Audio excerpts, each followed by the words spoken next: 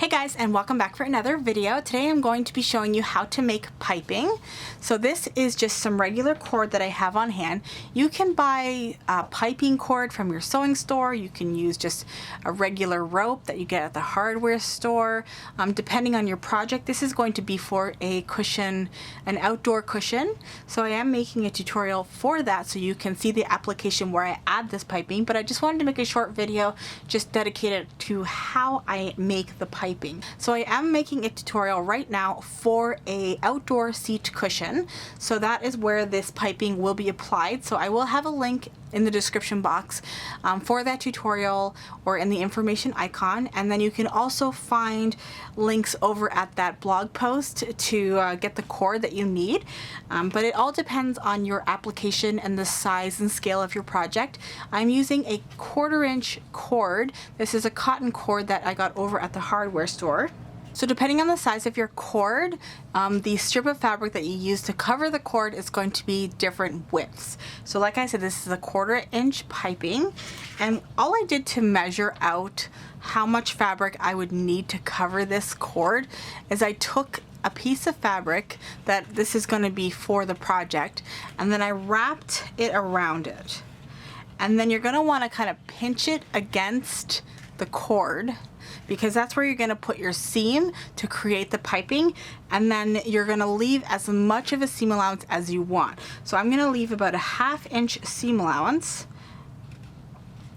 So that is how it's going to be, and then I would just like put a little tick there, and then when I open it up, I'm going to measure that out, and that's about 1.5 inches.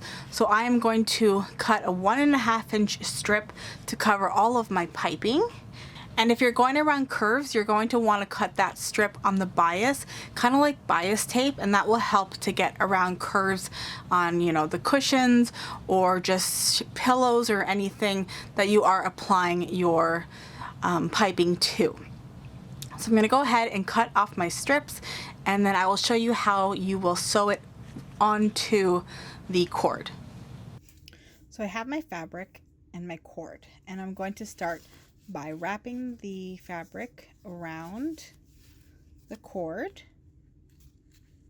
and I'm just gonna kind of feed it in as I go. You can put clips if you want to just, you know, pre-clip it all, but I have a fairly long piece of piping that I'm going to be making, so I am just going to feed it in and adjust as I go.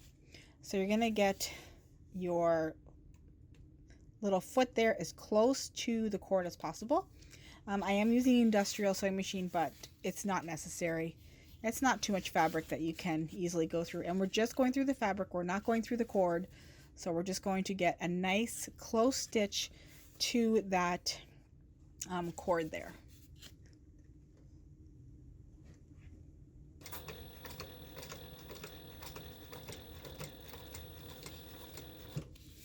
So it's nice that I have my one little dog right there, and he is on top of the cord, and then the other one is not. And we're just making sure that our fabric is lined up here, and the cord is as tight into the fold as you can get it.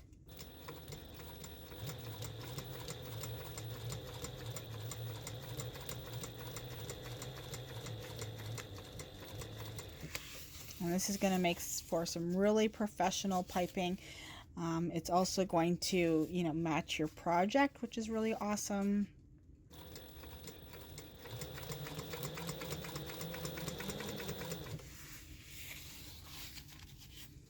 It's so super easy to make.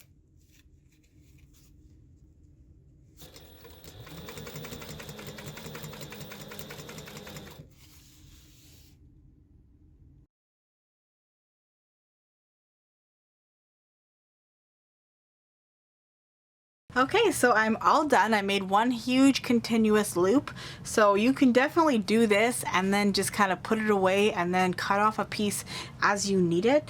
But here is how it looks. I'll give you a closer look. So it turned out really great. We have a nice, good seam allowance there to add to our project. So if you want to see me put this into the cushion that I'm making, then definitely head over to the link that is in the information icon or in the description box below, and I will see you in my next video. Bye guys!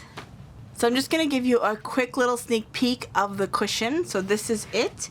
And as you can see, the piping turned out beautiful.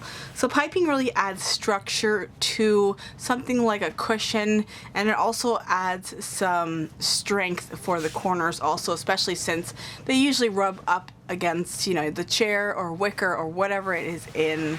And I can just show you how it enters the project and exits. And yeah, so if you want to learn how to make this, then head over to that tutorial. And thanks for watching.